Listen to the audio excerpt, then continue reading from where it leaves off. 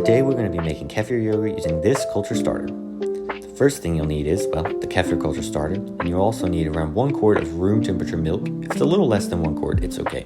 And then you'll need a clean container. Once you have everything you need, the first step is going to be to open up the starter culture and get out 1 pack of kefir powder.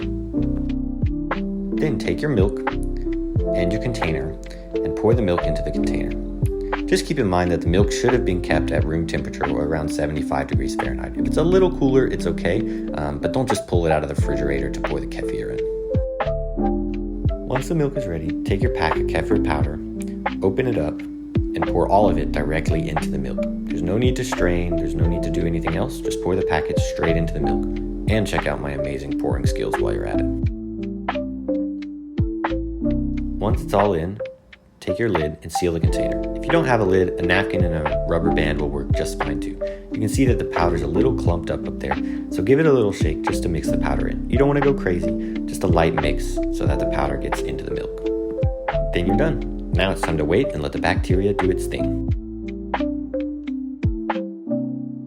Additionally, if you don't feel like using a separate container, you can also pour the kefir directly into the milk container. In Japan, we have one that's a nice little lid, very convenient. But if you don't have a milk container like this, you can use a standard carton. It works just fine. Just make sure that when you go to seal the container to shake it up, that you put a little clip on it like this so that the kefir doesn't go everywhere.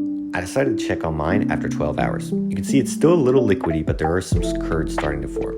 That means it's working good, but it still needs a little bit longer. After waiting for 24 hours, it's time to check on our kefir. You can see it's hardened up quite nicely. There is a little bit of liquid in there still, but that's totally normal, and you'll shake it out before you eat it. But if you look inside, you'll see that it's hard, and it's starting to actually look like a yogurt now. That's a good sign that the kefir is finished, and it's time to take it to the fridge. We recommend you leave it in there for about 6 to 8 hours to chill and stop the fermentation process. I usually put it in at night before I go to bed, and it's ready for breakfast in the morning. We also recommend storing finished kefir in the fridge and eating within a week for maximum health effects. Speaking of breakfast, it's finally time for breakfast. So I'll take my chilled kefir, give it a little shake to get rid of some of that liquid, and then I'll open it up and pour it into my bowl. It comes out a little clumpy, but that's totally normal and doesn't mean anything has gone bad. It's just the way the kefir is. And you can tell it's kefir because of the way it is.